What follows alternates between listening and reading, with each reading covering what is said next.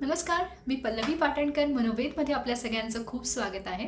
मनोवेदमध्ये मनाशी संबंधित असणाऱ्या सगळ्या प्रश्नांवरती आपण चर्चा करतो, ज्याच्यामध्ये मानसिक ताण, राग, चिडचिड, नको असणाऱ्या भावना, नकारात्मक विचार आणि त्याच्यातनं स्वतःला बाहेर कसं काढायचं, सेल्फ हेल्प म्हणजे स्वतःची मदत कशी करायची आणि चांगलं आनंदी आयुष्य कसं जगायचं, यावरती वेगवेगळे व्हिडिओज करण्याचा मी प्रयत्न करत असते.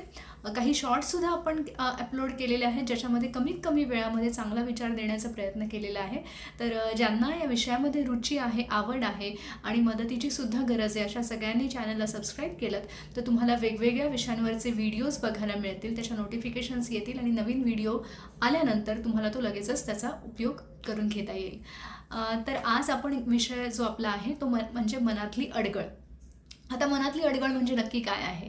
आपण दिवाळीच्या तयारीसाठी सगळेजण लागलेच आहोत आणि घरातली साफसफाई तर अगदी जोरात चालू असते. घरातली अडगळ जी आहे, अडगळ म्हणजे नको असणाऱ्या वस्तू ज्या आहेत, ज्याचा आपल्याला उपयोग नाही आहे, अशा वस्तू आपण साफसफाई करताना कोणाला तरी देतो किंवा मग त्या डिस्पोज करून टाकतो, त्या घरामध्ये ठेवत नाही. कारण अडगळ जेवढी घरात होते तेवढं घर स्वच्छ दिसत नाही, खराब दिसतं आणि आपल्याला वस्तूंची गर्दी झाली की आपल्याला मनही प्रसन्न राहत नाही आणि आपल्याला तिथे बघावंसंही वाटत नाही. म्हणून आपल्याला जेवढं स्वच्छ ठेवता येईल तेवढं आपण घर स्वच्छ ठेवण्याचा प्रयत्न करतो आणि स्वच्छ झाल्यानंतर घराचं डेकोरेशन आपल्याला करायचं असतं. आज हे सगळं मी का बोलतेय, कारण आता आपण ही गोष्ट जी आहे ना, ही अगदी तंतोतंत आपल्या मनाला लागू करून बघूयात. आपल्या मनामध्ये सुद्धा असे बरेच विचार आहेत, अशा बऱ्याच गोष्टी आहेत ज्याला आपण अडगळ म्हणू शकतो, ज्याची आत्ता आपल्याला काहीही गरज नाही आहे. खूप जुने विचार आहे, खूप वर्षांपूर्वी घडून गेलेल्या गोष्टी आहेत किंवा काही दिवसांपूर्वी घडून गेलेल्या गोष्टी आहेत, जो आपला भूतकाळ आहे आणि तेच आपण मनामध्ये पुन्हा पुन्हा आपण ते रिपीट करत राहतो, ते घोळवत राहतो आणि ते घोळवत राहिल्यामुळे आत्ताचा जो आपला वर्तमान काळ आहे किंवा आत्ताचे जे आनंदाचे क्षण आहेत, ह्याला सुद्धा आपण मुकतो. हे सुद्धा आपल्या आयुष्यातून हिरावून घेतले जातात किंवा आपल्याला तो आनंद आत्ताचा घेता येत नाही, कारण आपण कालच्या आयुष्यामध्ये अजूनही अडकलेलो असतो. मग ही जी आपली अडगळ आहे, ही आपली अडगळ आपल्या प्रगतीच्या मार्गातला एक मोठा अडथळा असतो. तुमच्यामध्ये खूप चांगले गुण आहेत, तुम्ही एखादी गोष्ट खूप चांगली करू शकता किंवा पुढे जाण्याची क्षमता तुमच्यामध्ये आहे, पण केवळ ही मनामधली जी अडगळ आहे, नको ते विचार आहेत, जे जुने आहेत, ज्याचा आत्ता काहीही वास्तवाशी संबंध नाही आहे, असे सगळे विचार तुमच्या प्रगतीच्या आड येतात. त्याच्यामुळे तुमचा कामातला फोकस जातो, तुमची झोप व्यवस्थित होत नाही, तुमचं जे मानसिक स्वास्थ्य आहे ते खराब होतं, तुम्हाला जे काही चांगले विचार करायचे आहेत ते विचार करायला येत नाहीत किंवा ज्याला आपण क्रिएटिव्हिटी म्हणतो, सर्जनशीलता आहे, जे नवीन नवीन करण्याची जी क्षमता आहे ती सुद्धा कमी होते, कारण तुमच्या मनातली ही अडगळ आहे ही तुम्ही दूर केलेली नसते.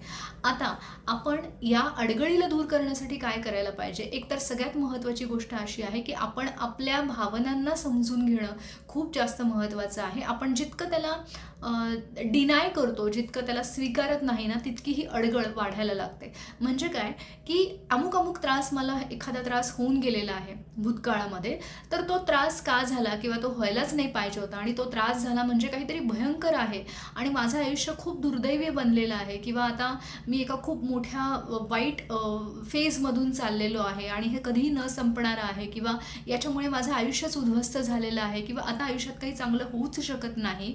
हे सगळं जे नकारात्मक जे आपण बोलतोय स्वतःला, ज्याला आपण नेगेटिव्ह सेल्फ टॉक म्हणतो, हे आपल्याला थांबवायचं आहे, हे आपल्याला दूर करायचं आहे आणि ते दूर करण्यासाठीची सगळ्यात पहिली पायरी आहे की या मनातल्या अडगळीला आपण दूर करू शकतो हा विश्वास स्वतःजवळ ठेवणं.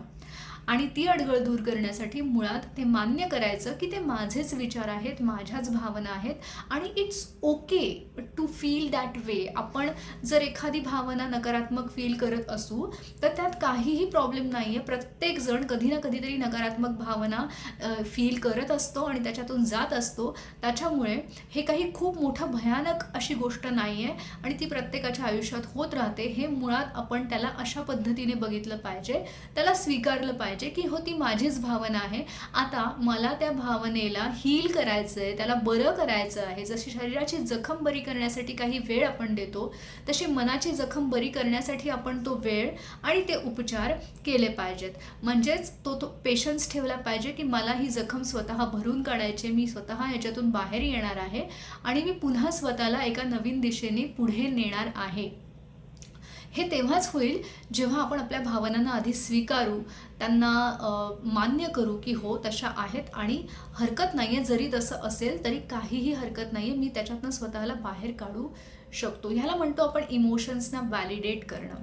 त्याचा कुठलाही अतिरेक न करता, त्याचा कुठलाही अ, अ, बाऊ न करता किंवा आहे त्याच्यापेक्षा त्याला न वाढवता, त्याला अगदी नॉर्मली ट्रीट करणं की हो असं म्हणजे आपल्याच इमोशन्सना न्यूट्रली बघणं, तटस्थपणे बघणं, त्याचा कुठलाही बाऊ न करता, अतिरेक न करता, आहे त्याच्यापेक्षा न वाढवता, त्याला आहे त्या जागी ठेवून त्याला उपचारांची गरज आहे आणि त्याच्यातून आपण बाहेर पडू शकतो हा विश्वास स्वतःला देणं हे खूप जास्त महत्त्वाचं आहे. तरच ही अडगळ दूर करण्यासाठी आपल्याला मदत होईल आणि ही मनातली अडगळ दूर करण्यासाठीची तयारी, इच्छा ही खूप महत्त्वाची आहे. जर आपण म्हणत राहिलो की नाही हेच माझं आयुष्य आणि याच्यातनं मी बाहेरच पडू शकत नाही, तर नाही बाहेर पडू शकणार आपण. जर आपण म्हटलो की ही एक तात्पुरती अवस्था आहे, तात्पुरती फेज आहे माझ्या आयुष्यातली आणि जशी घरातली अडगळ मला दूर करता येते तशी मनातली अडगळसुद्धा दूर करण्यासाठी मी स्वतः जबाबदार आहे. ती जबाबदारी माझी आणि मी ते पूर्ण करणार हा विश्वास स्वतःला देणं आणि रोज परत परत ह्या गोष्टी स्वतःला आठवण करून देणं, सांगणं, ह्याच्यातून आपल्याला ही मनातली अडगळ किंवा हे नको ते विचार किंवा ज्याचा आता वास्तवाशी काहीही संबंध नाही अशा गोष्टी आपल्याला खऱ्या अर्थाने दूर करता येतील आणि आपल्याला पुढे जाण्यासाठी स्वतःला सज्ज करता येईल, स्वतःला जास्तीत जास्त तयार करता येईल.